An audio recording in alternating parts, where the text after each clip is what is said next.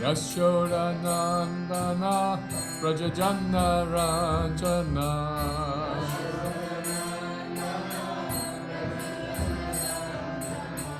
Yashodanandana Prajajana Ranjana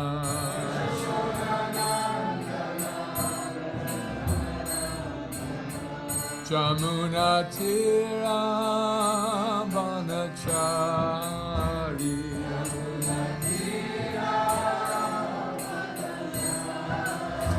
Jamuna Tira Vanachari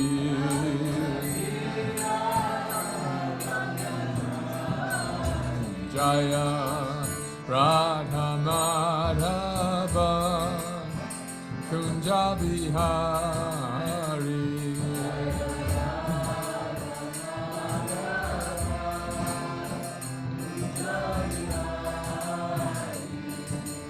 Gopi Janna Balaka Giribari Hari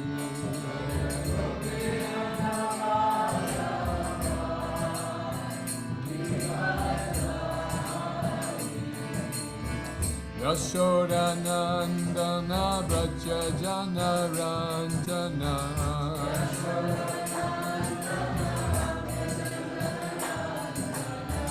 Yashodanandana Brajajana Ranjana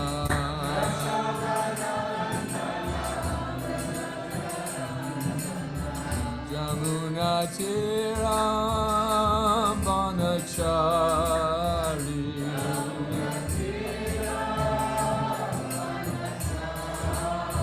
Jamuna Tiram Vanachari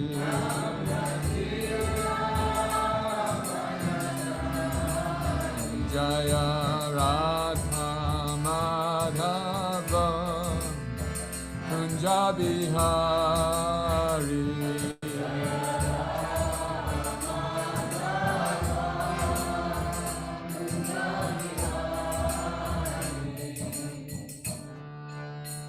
Your Premanandi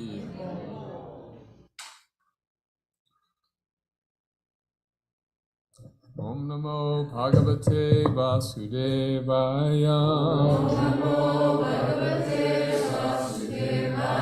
Om Namo Bhagavate Vasudevaya Om Namo Bhagavate Vasudevaya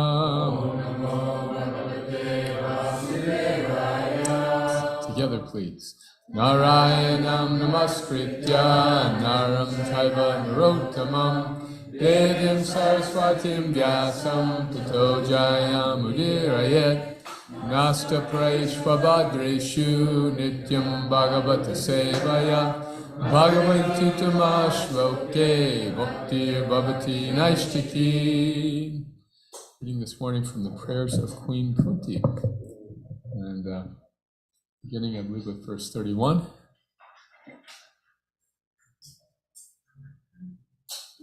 32, was it? Okay. So let's please read these beautiful prayers. We'll start on the ladies' side, men's side, back and forth, okay? Some say that the unborn is born for the glorification of pious king, and the others say that he is born to please King Yadu, one of your dearest devotees. You appear in his family as sandalwood appears in the Malaya hills. Others say that since both Vyasadeva and Devaki prayed for you, you have taken your birth as their son. Undoubtedly, you are unborn, yet you take your birth for their welfare and to kill those who are envious of the demigods. Others say that the world, being overburdened like a boat at sea, is much aggrieved, and that Brahma, who is your son, prayed for you, and so you have appeared to diminish the trouble. And yet others say that you appeared for the sake of rejuvenating the devotional service of hearing, remembering, worshipping, and so on, in order that the conditioned souls suffering from material pangs might take advantage and gain liberation. O Krishna, those who continuously hear, chant, and repeat your transcendental activities, or take pleasure in others doing so, certainly see your lotus feet, which alone can stop the repetition of birth and death. O my Lord, you have executed all duties yourself. Are you leaving us today, though we are completely dependent on your mercy and have no one else to protect us now when all kings are at enmity with us? As the name and fame of a particular body is finished with the disappearance of the living spirit, similarly, if you do not look upon us, all our fame and activities, along with the Pandavas and Yadus, will end at once. O Gadahar, Krishna, our kingdom is now being marked by the impressions of your feet, and therefore it appears beautiful. But when you leave, it will no longer be so. All these cities and villages are flourishing in all respects because the herbs and grains are in abundance. The trees are full of fruits, the rivers are flowing, the hills are full of minerals, and the oceans full of wealth. And this is all due to your glancing over them. Lord of the universe, soul of the universe, O personality of the form of the universe, please, therefore, sever my tie of affection from my kinsmen, the Pandavas, and the Vrishnis.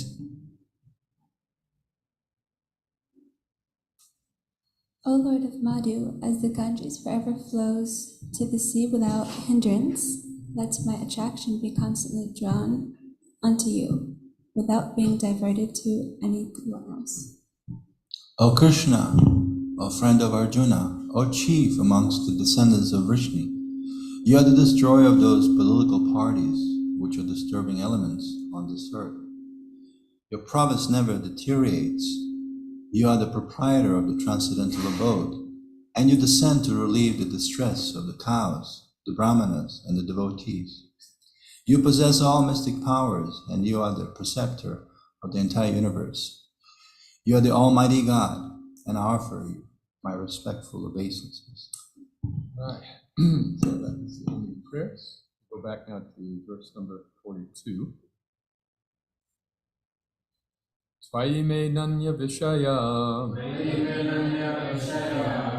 matir madhupate sakrid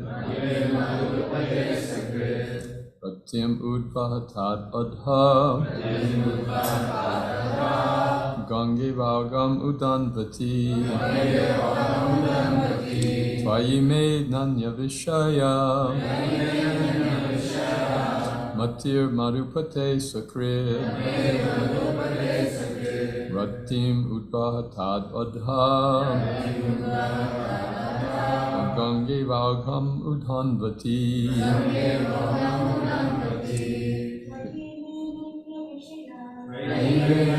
Vishaya Madhur madhupate sakrit Matim udvahatad adha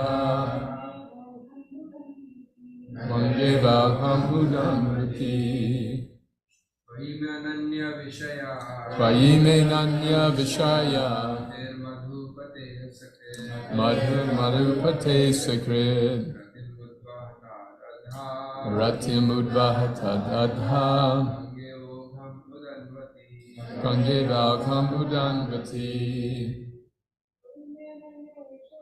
Tvayime nanya vishaya Matir madhupate sakrit Ratim udvahatad adha Gange vagham udhanvati Tvayime nanya vishaya Matir madhupate sakrit Ratim udvahatad adha Gange vagham udhanvati. Synonyms together, please. Twayi, unto you, may my Ananya Vishaya, unalloyed, Mati, attention, Madhupate, or Lord of Madhu, Asakrit, continuously, Ratim, attraction, Udvahatat, the overflow, Adha, directly, Ganga, the Ganges, Eva, like, Ogham, flows, Udvanvati, down to the sea. Translation together. O Lord of motherhood, as the Ganges forever flows to the sea without hindrance, let my attraction be constantly drawn to you without being diverted to anyone else. We'd like to start the purport. We have 3 paragraphs.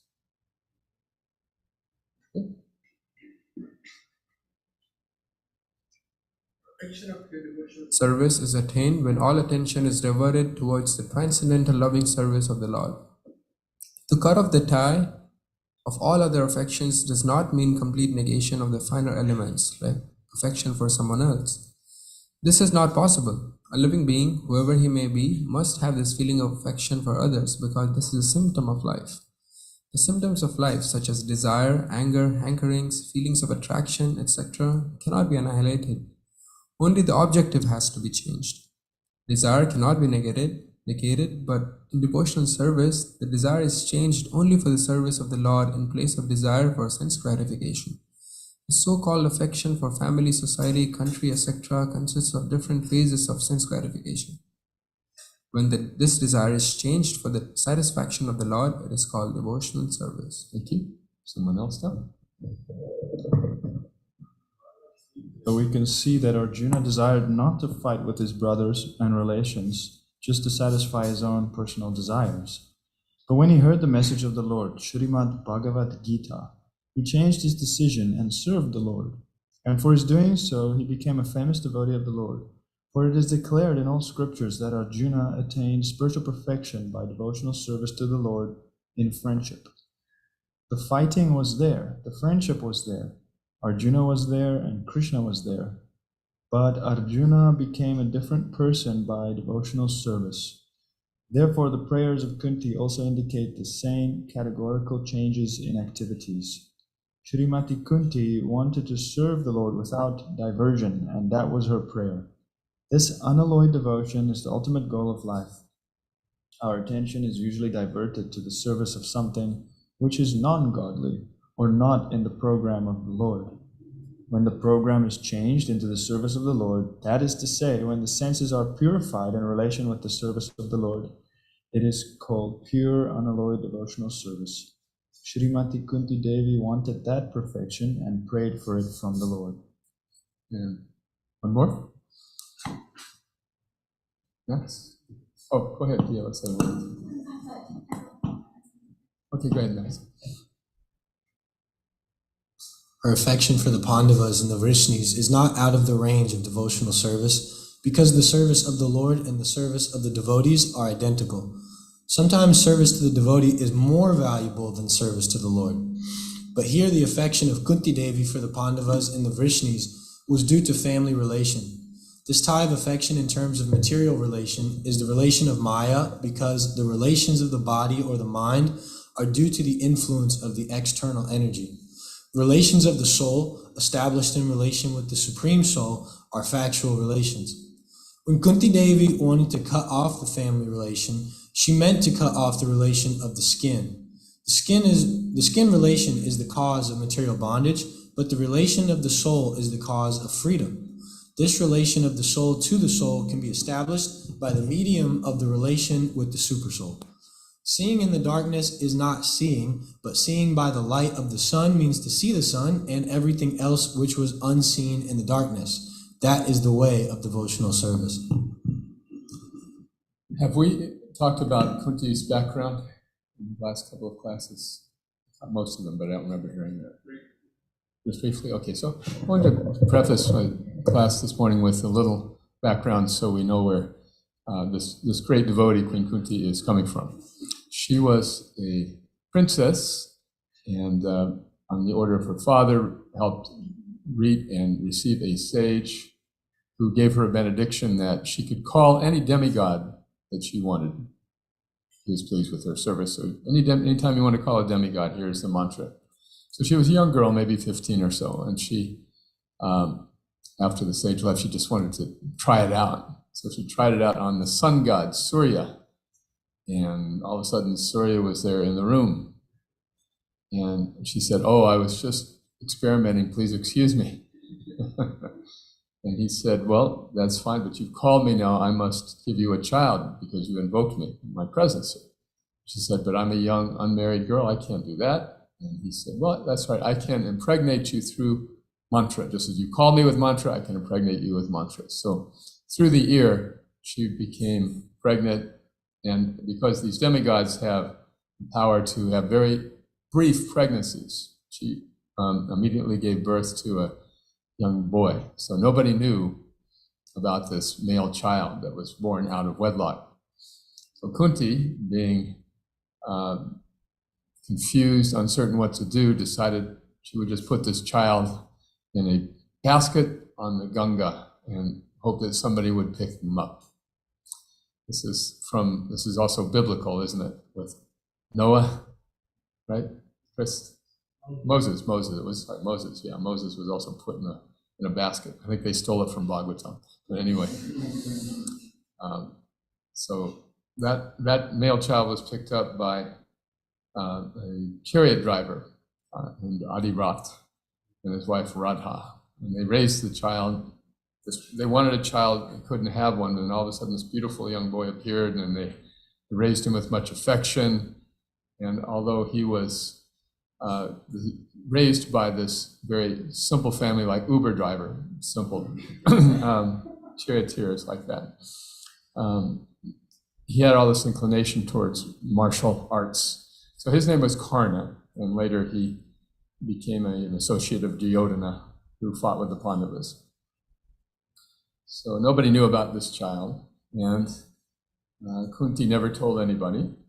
And so later she married the prince of the Yadu dynasty, Pandu. And not Yadu, the capital of Hastinapur. What would we call that dynasty? Dynasty of Dhritarashtra and anyway. What's that?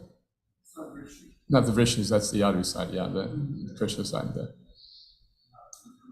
Kurus, yeah, that's what I'm saying. Yes, the Kuru dynasty. So the prince of the Kurus was Pandu, and Pandu was the king. He was a great ruler, and she was very happy to be his wife.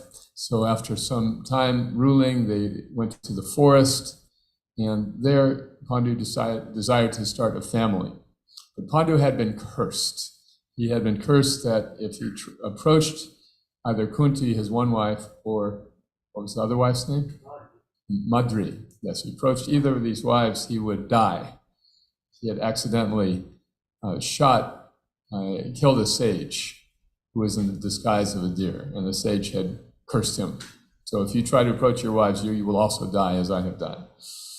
So he wanted a family but could not do this. And so Kunti at that time revealed her secret, that I have this ability to call demigods and bring you children that way. So she did. He said, okay, yes, call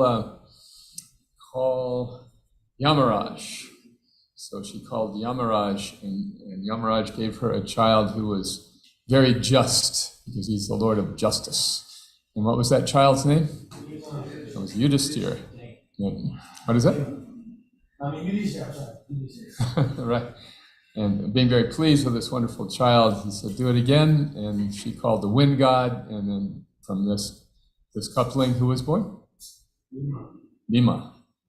Right. And again, he said, yes, call Indra. And from that coupling, Arjuna. Right. So then his co-wife, or her co-wife, Madri, was jealous. And she was, I would like a child too. And Kunti was reluctant, but Pandu said, okay, let her use the mantra one time. So she was very shrewd, and so she called the Ashwini Kumars, twin demigods. So she got a twofer. So she had two sons. What were their names? Sahadeva and Nakula. So these 5 sons, the 5 sons of Pandu, were all incredibly godlike sons. And wonderful, talented.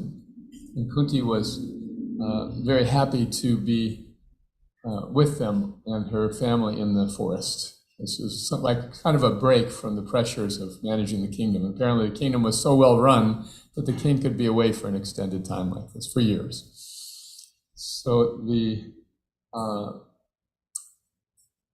happy period came to an end when Pandu became very attracted to his wife Madri. And Madri tried to stop him, but when he embraced her, then he died. So all of a sudden, Kunti was a widow with 5 sons. Now, Madri was also there, but as was the tradition, when the husband would die, the wife would voluntarily enter the fire, not wanting to live without the husband. Excuse me, this later became perverted to a forced ceremony.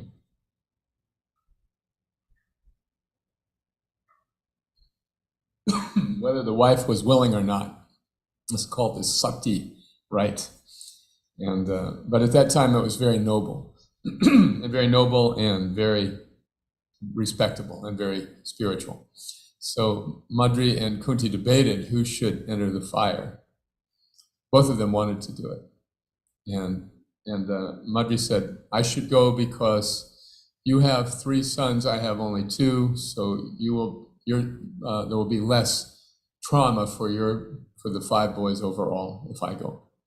So she won the debate and entered the fire with Pandu. So thus Kunti was left alone with these 5 sons. So the 5 sons were the rightful heirs to the throne, but Pandu's older brother, Dhritarashtra, who was blind, had always aspired for the throne. Dhritarashtra means one who is determined to rule. Dhritarashtra is to rule a state. So he had a very ambitious son named Duryodhana, and Duryodhana made all sorts of plots to kill his cousins so that he could get the throne. So this is all the great story of the Mahabharata. So Duryodhana was foiled at every turn somehow, but he did manage to get the Pandavas exiled to the forest for 12 years. Kunti wanted to go with them. I don't believe she did, though. She was with them. Oh, yeah, that's right. She was with them the whole time. And during this time, they married Draupadi, and by marrying Draupadi, they got an army. And so they were, after the exile was finished successfully, they were ready to negotiate with Duryodhana, because their exile was only 13 years. And they observed that. Now it was time, and they made an offer that you have the whole world as your kingdom. Just give us 5 villages, because we're Kshatriyas, we need to rule. Give us 1 village each, and you take the rest, and we'll be peaceful. But Duryodhana said, I won't give you enough land in which to drive a pin. And the reason was because when the Pandavas ruled something, it became very beautiful and prosperous. And he was very envious of them. So he didn't want that. He wanted to eliminate them. So Duryodhana and Arjuna both started collecting armies to fight in the inevitable battle. And they raced to Dwarka, where Krishna was, because Krishna had this massive army. And Krishna had, because he was related to both sides, he said, I'm neutral in this. Whoever I see first, I will help them. Whoever I see first, I'll give them my entire army of millions of warriors. And the other side, I will just be on their side, but I won't lift a weapon. Because he had promised Balaram he would not fight. So they raced, Duryodhana and Arjuna raced to Dwarka. Krishna happened to be resting. Duryodhana got there first, and he sat right by Krishna's head. So as soon as Krishna woke up, he would look at him. And Arjuna, as a devotee, very humbly and happily sat at Krishna's feet. So when Krishna woke up, he happened to look at his feet. Oh, Arjuna, you have come. And Duryodhana said, wait a minute, I was here first. I want to recount. And then Krishna said to him, diplomatic, oh, Duryodhana, Arjuna is younger than you. Let the younger man have his choice. Duryodhana was very, very dissatisfied. But then Arjuna said, oh, my lord, I just want you to be with me. I don't care about your army. And Duryodhana was so happy, and he was thinking, what a fool. So he got Krishna's entire army, called the Narayans, millions of warriors to fight on his side. And Arjuna got only Krishna in a non-combatant role. But both of them were happy. This is a beautiful example of how Krishna can please everybody, even when desires are conflicting. So after this, the battle took place. The Pandavas won, even though their army was smaller, because of Krishna's presence. And this, of course, is the preface to the Bhagavad Gita, or the Bhagavad Gita is a preface to all this great battle, the philosophical reason about why Arjuna should fight. So Arjuna was reluctant initially. Why? His family attachment, as Prabhupada writes about in the purport here. What does he say very poetically there? The fighting was there, the friendship was there, Arjuna was there, Krishna was there, but Arjuna became a different person by devotional service.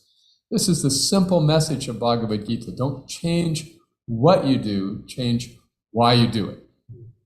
And when you change why you do it, then it becomes perfect, regardless of what kind of work it may be. So the Pandavas won the battle, Duryodhana was dead, all of his soldiers were dead, and the final attack from Ashwatthama, which we've been reading about, that was now resolved. Bhishma is about to leave, and now Kunti is asking Krishna to please stay. As Shyamala talked about yesterday, she prayed for calamities because through all of this suffering she'd been through as a widow, the victim of intrigue in the palace and all kinds of attempts on her life and the lives of her sons, she had always remembered Krishna. And now she was with Krishna, and Krishna was leaving. She said, if it takes calamities for us to see you, let us have calamities again and again. So as Shyamala was explaining, it's not that he wanted or she wanted calamities, she wanted to be with Krishna. And if calamities was the price, she was happy to pay that. So in the same way here, she's saying, let my attraction flow to you without hindrance. In the previous verse, she said, Krishna, please sever my tie of affection for my family, the Pandavas and the Vrishnis. So it is not that she wanted to negate her family, she just wanted to be attracted to Krishna. This is the important thing to understand. The two are not equal. In other words, just getting rid of material attachments does not bring us closer to God. And similarly, avoiding calamities does not bring us closer, or having calamities does not bring us closer. The goal is to become close to Krishna. That is the prayer at the heart of both of these statements. So in this regard, Krishna is here in front of Kunti. She's saying, I just want my attraction to flow to you and not to be diverted to my family members. So what is the relationship between family and Krishna consciousness? How does this relate to us? Family is very crucial for good mental health. A good family life is good for mental health in many ways, because children naturally want the approval of their parents, and later, in a stable family situation, one can avoid a lot of grief and anxiety and just be able to focus on devotional service. That's what the Grihastha ashram is, the ashram for most devotees, and that's a long period of time where there are many responsibilities that, if managed nicely, allow one time to focus on Krishna. The other ashrams are all meant for no family ties, no other responsibilities, just to be able to focus on Krishna, either as a brahmachari, a retired person, or a full renunciate. But this family ashram is crucial for not only society. After all, the Grihastha ashram is the only ashram that produces people and money. And society needs people and money. But the difficulty with Grihastha life is this attachment. So how do we balance attachment to the family with attachment for Krishna? So the impersonal side of the Vedanta tradition prescribes that you should not even bother with the family. In Vedanta tradition, Shankara tradition, if you are not a sannyasi, you really can't start on the spiritual path. It all begins with sannyas. Anything before that is just maya. Even the word maya is interpreted differently. The word Maya actually just means energy. It's the energy of Krishna. It's a neutral term. It is Krishna's energy. But the impersonalists say it is bad. Brahma, so what is it? Brahma Satya? Jaganmitra, yes. This Maya is illusion, is just the enemy of spirituality. But the devotee knows that Maya is neutral. Maya is a great friend of the devotee. Why?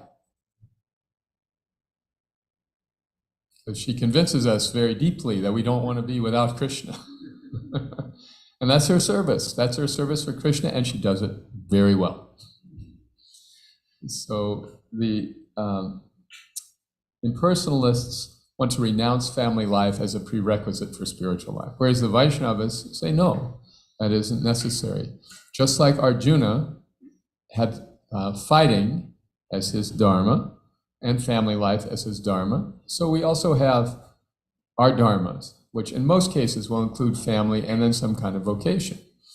So it's crucial to be in our proper ashram and occupation, varna and ashram, in order to serve Krishna peacefully. If we're not, then we'll always be we'll be unsteady, and because it takes a long time to develop prema for most of us. I mean, there might be some exceptions here, but you never know. Like, there's honorary degrees at the university, but generally the process is you go through all of the classes, etc. So to be stable in our lives for many, many years while we continue chanting and hearing and practicing Krishna consciousness, that's what we need in most of our cases in order to be successful in our spiritual lives. Right? Vaninath is shaking his head because we know it takes a while, right, Prabhu? So Varna and Ashram allow us to be consistent. Yet in this position, we also become attached to our family members, which is very natural, to our spouse, to our children, to our relatives. Sometimes, fortunately, the relatives are all devotees. And that's a beautiful thing, because then we have an easy time of the integrity in our lives. Our parents are actually pleased when we chant, and our parents are pleased when we take initiation. Our parents are pleased when we distribute books and want to serve. But that, in many cases, is not how it works. And the parents are very anxious, unhappy, disappointed. They can't talk about their child at bridge club. And money, oh my God, money. Money is such a big issue in many families. How the natural inclination of the parents is to think, oh, my child will support me when I'm older. I'm investing in this child now, I'm paying the bills, I'm taking care, and then when the child's older, they're going to take care of me. This is just a natural inclination. But the child who takes to the spiritual path puts money as a secondary priority. And so the family is thinking, not only will they not be able to take care of me, but they may become a burden for me because they never earn any money. See? So big pressure for money. And money is like Maya, it's neutral. It's good or bad, but the making money the goal is foolish and unfortunate. Because money comes, it just comes of its own accord. It doesn't matter what we do or don't do. We have a certain destiny to have a certain financial situation in our lives. And that may entail that we have a taste for business or for working or for making money. That's okay. But the point is we have that. It's all predetermined. It's that the amount of enjoyment we get from our meals is visible on the palms of our hands at birth. For a lot of us, it's a big line, whatever that prasadam line is. The idea, though, of Arjuna using his ashram and using his varna in Krishna's service and thus becoming a changed person, that's what Bhagavad Gita is all about. Whatever our inclination, whatever our destiny, we use it for Krishna. And often that is at the expense of superficial family relationships. over the years, I've seen many times that, and perhaps Vaninath Prabhu, you too, that the devotees in the family start off as like the loser kids. They're the ones who are just, oh my God, they're wasting their lives. And over time, they become the pillars of the family because of the stability and consistency in their spiritual practice. Tiara is looking skeptical. You're laughing at loser kids, yeah. And it's tough, especially if it's like an only child, right? Or in the Indian family, especially the son, the elder son, it's very painful. Yeah. But over time, because of the beneficial effects of spiritual practice, those kids become outstanding. They become the ones who are there to care for the parents at death. One of my good friends was, he had 3 brothers, and he was a loser kid who became a devotee, and the parents practically disowned him. But when the mother was dying, he was there. Everyone else just wanted to turn on the TV in her bedroom, so she was just lying there, and everyone was miserable. But when he was taking his shift in the hospital, he'd turn off the TV and he'd read to her and chant with her and talk to her, and she would become very peaceful. And similarly, when the father died, same thing. The other brothers, they don't know what to do, and he was just there doing this. Okay, now let's do this and this and this. So devotees gain the good qualities. Yes, yasti bhaktir bhagavate kinchana, savar gunaya tatra samasate. So the good qualities of steadiness, of spirituality, of compassion, these things manifest over time if we're in our proper varna and ashram and can keep the practice going for a lifetime. That's the goal. So again, the family attachment is there. How do we deal with it? Well, the family may or may not appreciate our Krishna consciousness. How do we balance our family attachments with our spiritual life? Well, just like Arjuna could not fight without being passionate. You can't fight without being angry and without wanting to really do your job.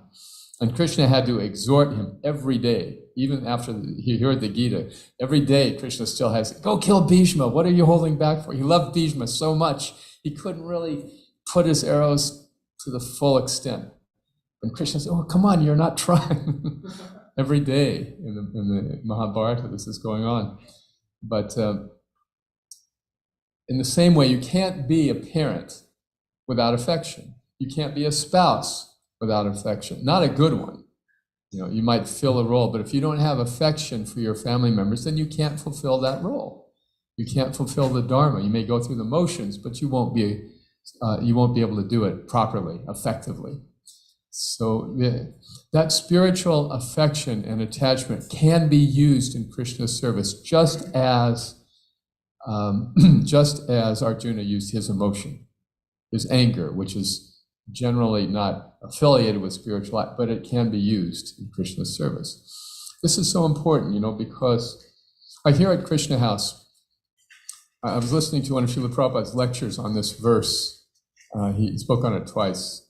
And in one of them, he was talking about how the Vaishnavas, because the purpose is pleasing Krishna, don't have to be artificially detached like the impersonalists.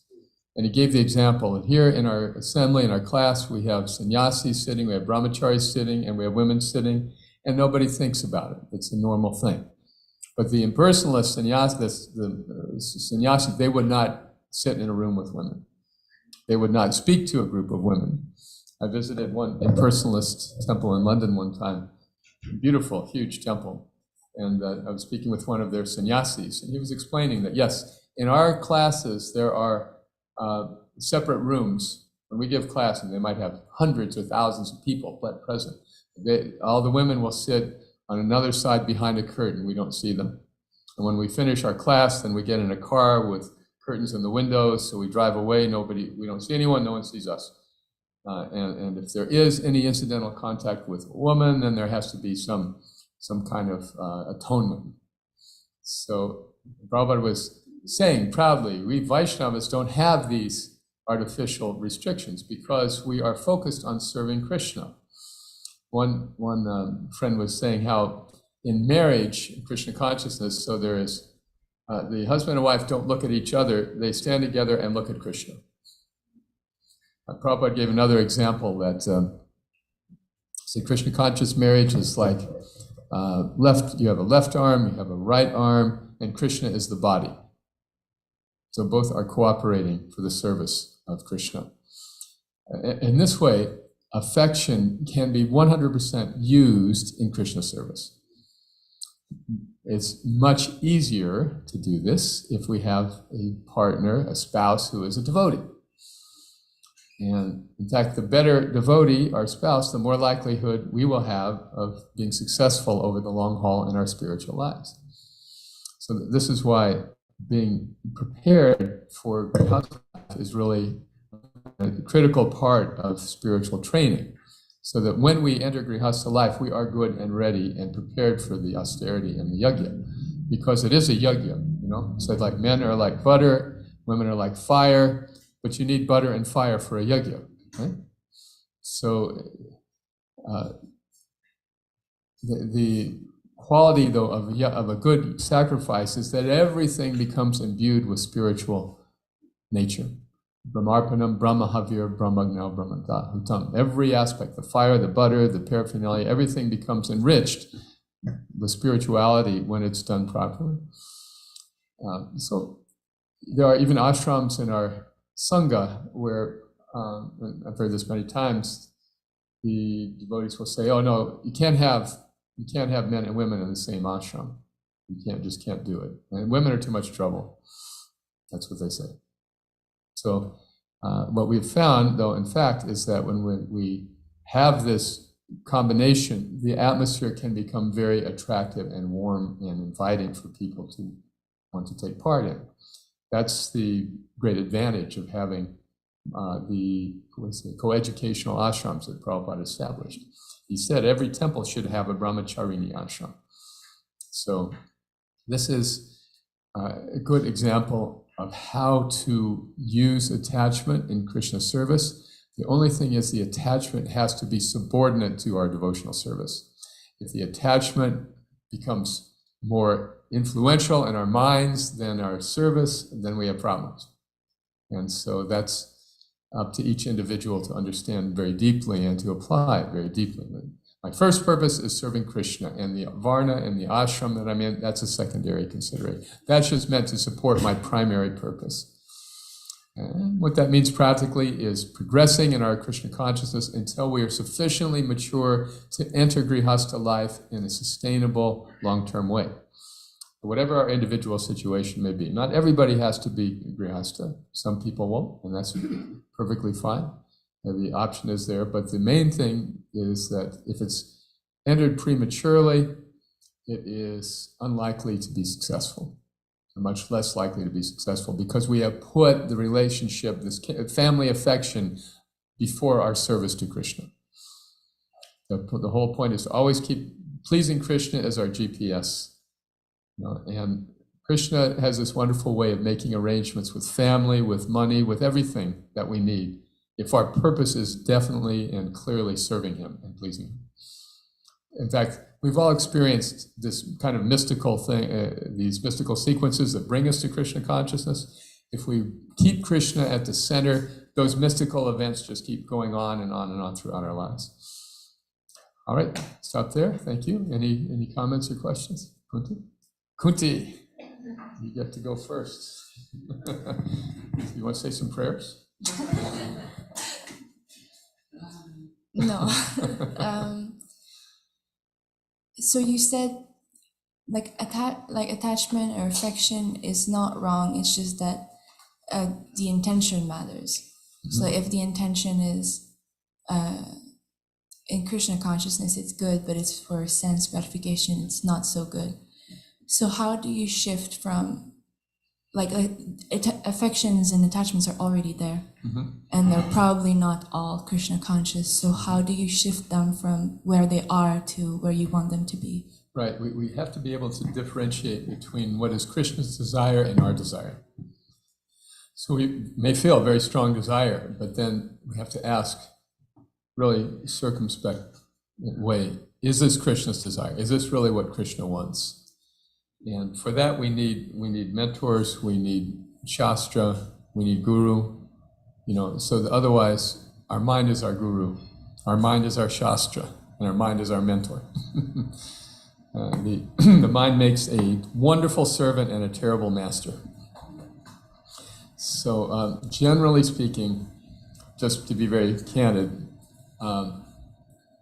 attachment that develops before we are mature enough is on the mental platform. It's just a product of the mind, and it will not it's a very long shot that it's going to bring good results. So the main idea is to ask ourselves, are we really qualified for this situation? Because we know attachment born out of passion it's nectar in the beginning and poison in the end, right? And there's nothing more disruptive to spiritual life than going through a failed relationship. It is, and generally failed relationships are a result of emotional immaturity and lack of spiritual focus and obsession with material desires. Because at first all the desires are fulfilled, and then after a while they're not being fulfilled. And if that was the basis for the marriage, then let's break it and try somebody else. Yeah. And then if the kids are involved, then the kids suffer and they have to go through all this trauma, which just makes one even more demoralized about spiritual life. So the whole point is to be prepared, very prepared, so that it can be successful, and discriminate between what's on the mental platform and what is actually Krishna's desire. One thing about, just one more quick point, that we have sometimes many mentors in our lives, so we have a desire and then we'll go mentor shopping. What would you say? What would you say? Maybe so we find somebody says, I guess. So if it's truly Krishna's desire, there'll be a lot of good indications. Everybody feels it's a good idea. Okay, anything else? Okay, Prabhu. Thank you for an amazing class, Prabhu. I just thought I really wanted to share. For example, myself, I have experienced that, yes, my parents weren't too fond of my life choices in the beginning of my Krishna consciousness.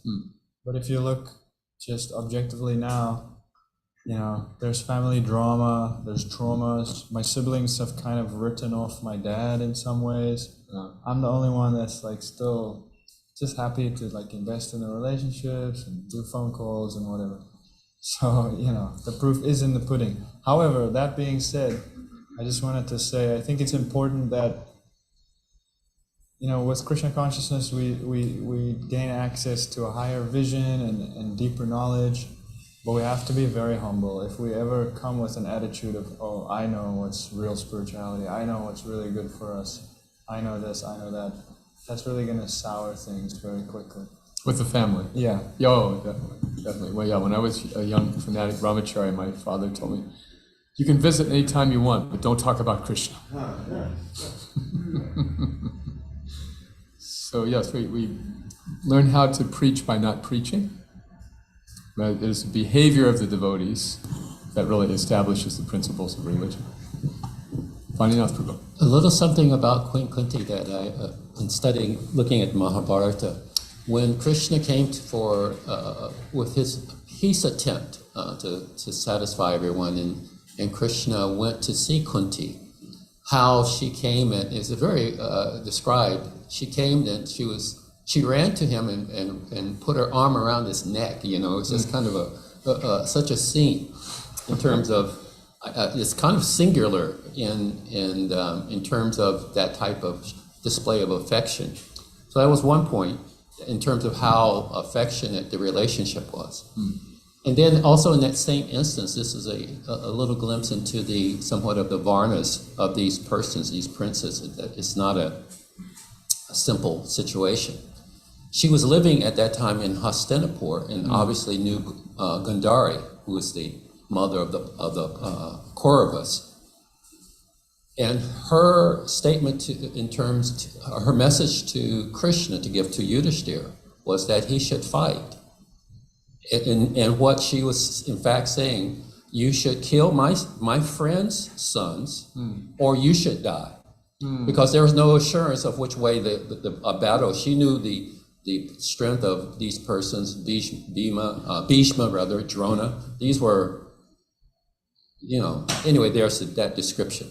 So just to appreciate that this person who also offered these prayers also gave this command to her son, that you either die or you kill my friends' sons. Yes. So heavy, yes. Just a quick footnote about her firstborn, that before the battle, she disclosed to him that she was his mother. He was fighting on the other side. And she said, you're my eldest son, so you please join our side and then you can rule the kingdom. And Karna said, no, I've already taken the gift of a small kingdom from Duryodhana, so I'm obliged to him. So sometimes, particularly in India, Karna is seen as this mistreated person. But actually he was a Shudra because he took something and then was obliged for it. This is the position of like an employee, basically. So then Karna was approached. Karna said to Kunti, look, I understand why you put me in the basket. I understand that. And I promise you that you will have 5 sons after this battle. He would only kill Arjuna. Either he would kill Arjuna or Arjuna would kill him. And so they had a memorable fight. And Yudhishthira was very upset that Kunti had never told him. Why didn't you tell me? I would have given the kingdom to him without a fight. And he cursed his mother, Kunti, that from now on, women will never be able to keep a secret.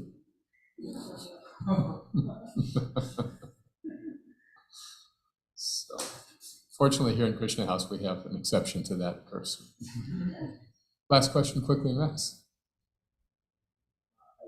As a successful grihasta, you say that the difference between a materialistic marriage and a marriage of a grihasta is that Krishna is in the center. Can you speak to how that looks practically, or how that would look different from than if Krishna weren't in the center? Yeah, it takes the edge off conflicts, because you're with a devotee, you want to treat a devotee respectfully, even if sometimes you might want to respond to your partner in another way.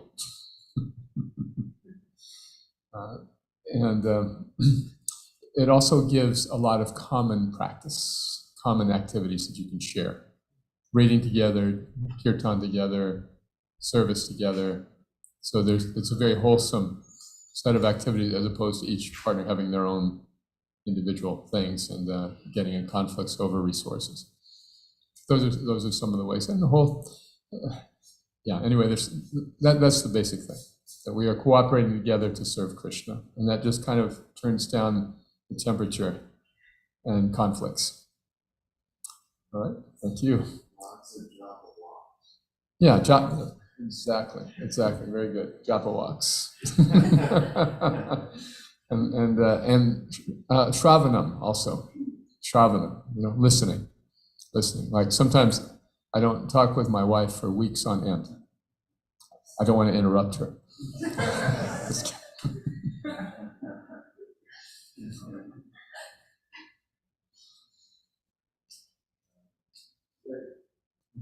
This reminds me of the verse in the Gita where the Lord says that the brahmacharini sacrifices the senses in the hearing process, but the grihasta sacrifices the senses in the fire of the senses. Yes. So you have to learn the one before you can get to the other. Exactly. The senses need to be trained through bhakti yoga, through the process of hearing and chanting in the sangha of devotees.